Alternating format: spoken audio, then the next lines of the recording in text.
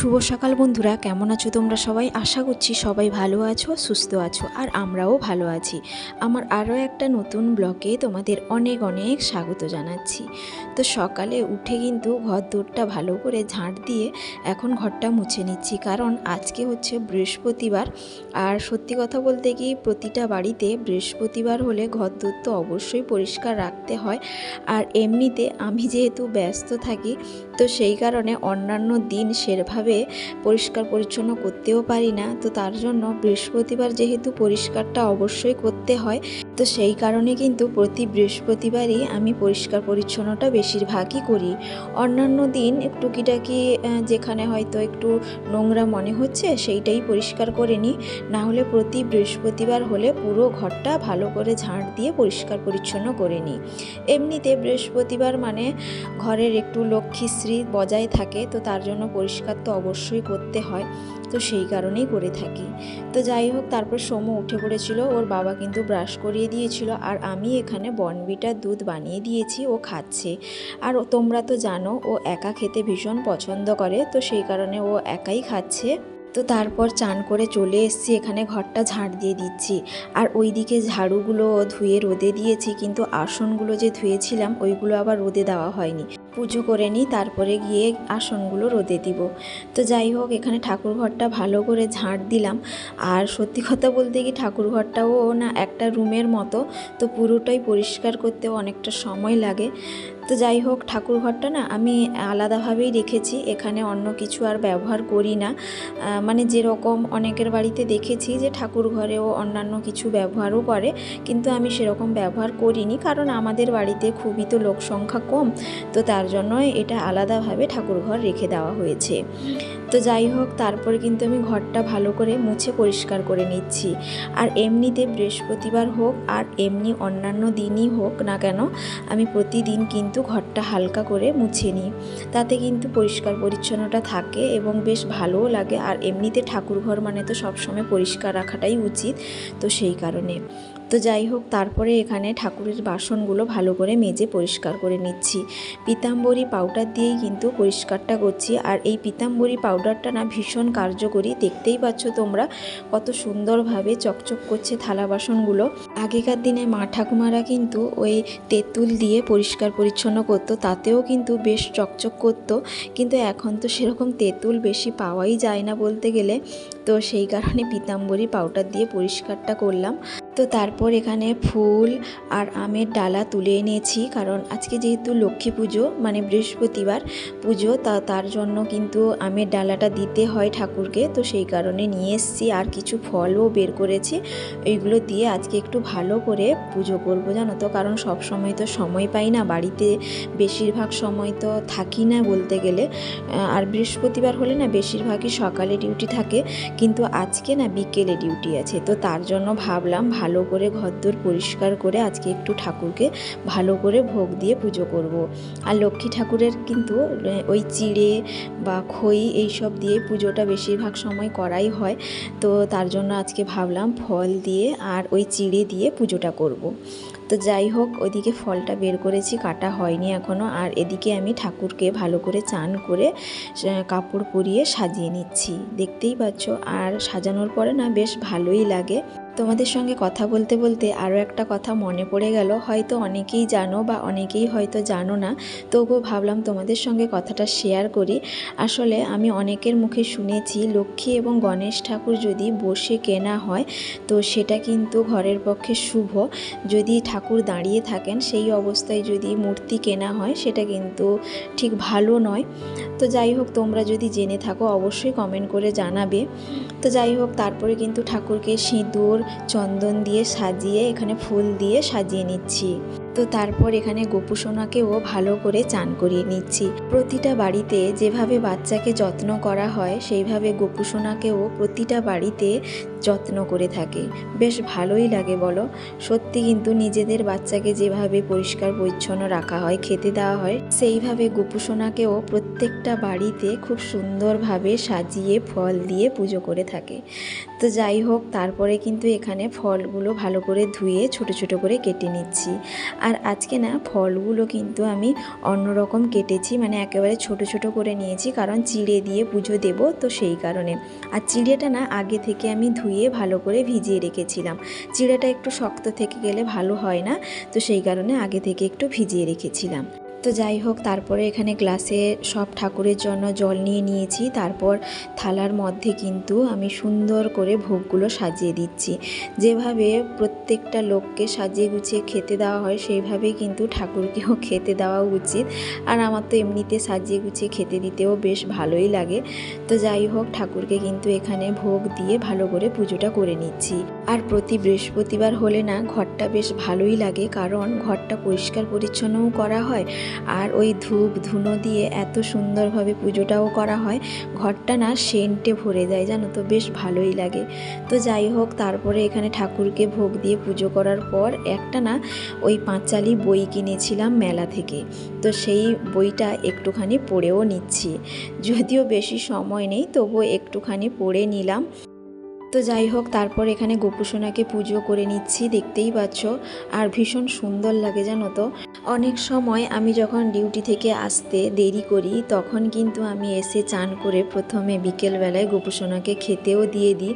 সেটা বেশ ভালোই লাগে। নিজের খাওয়ার থেকে গোপুসোনাকে খেতে দেওয়াটা বেশি প্রয়োজন মনে করি, কারণ ও একটা ছোট্ট বাচ্চার মতো, তো সেই কারণে। তো যাই হোক, এখন ধুনোটা ঠাকুরকে দেওয়ার পর পুরো ঘরের মধ্যে ঘুরিয়ে নিচ্ছি। আর ধুনোটা দিলে না বেশ সেন্টও লাগে, বেশ ভালোই লাগে।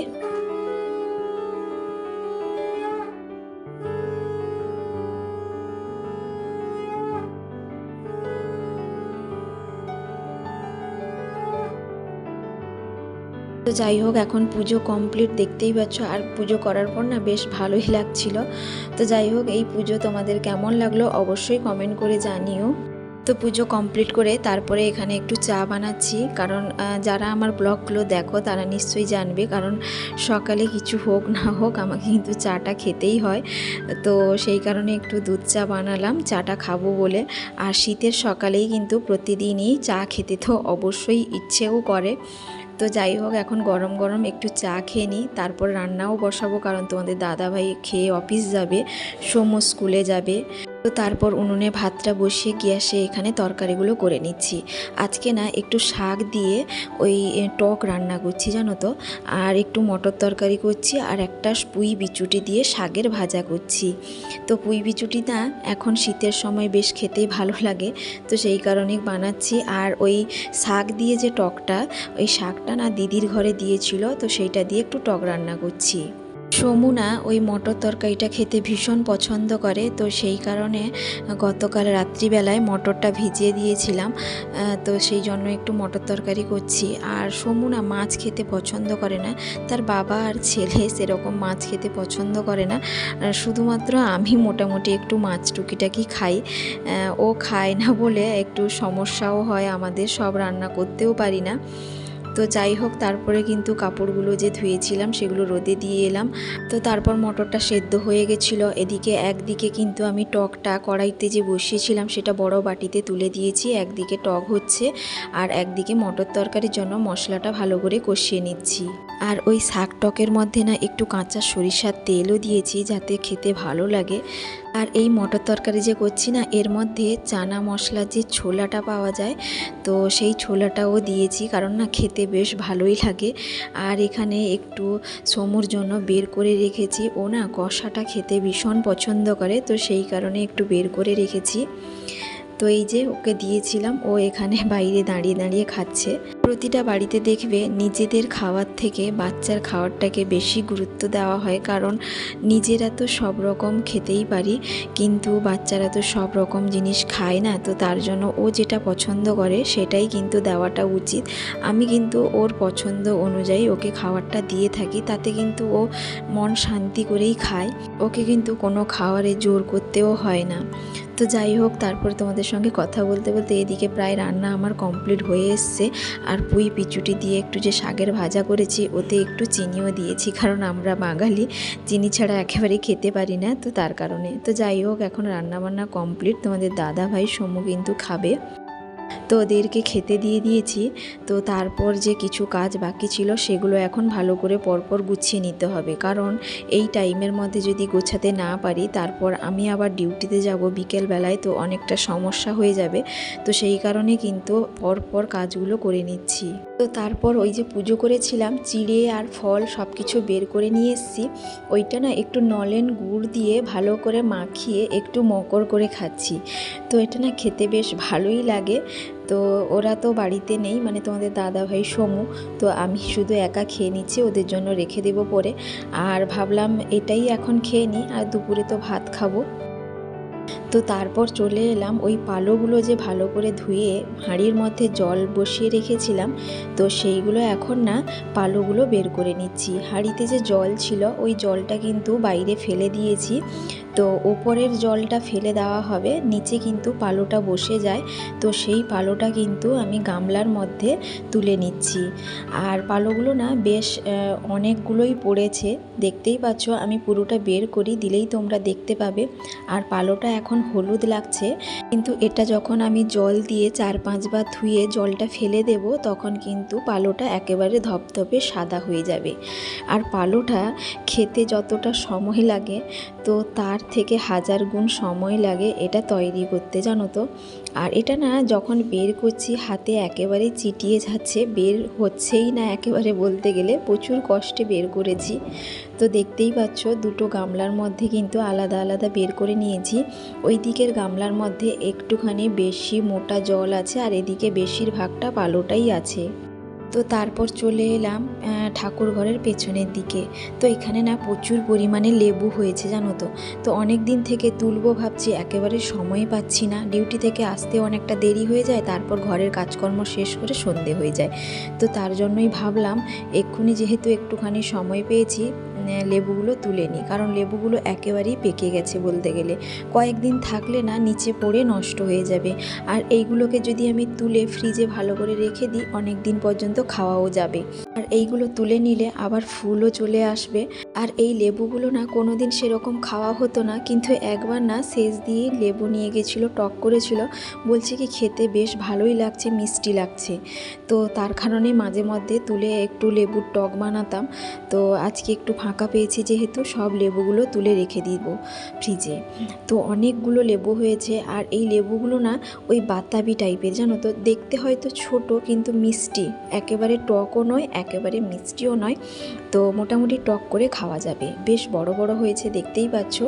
দেখতে কিন্তু সেই বাতাবির মতো, কিন্তু এগুলো হালকা মিষ্টি লেবুর মতো। তো তারপর এখানে আমি রুটি বানাচ্ছি, জানো তো, কারণ ডিউটিতে যেহেতু চলে যাব, তো সেই কারণে রাত্রির জন্য খাবারটা বানিয়ে রেখে দিয়ে যাব।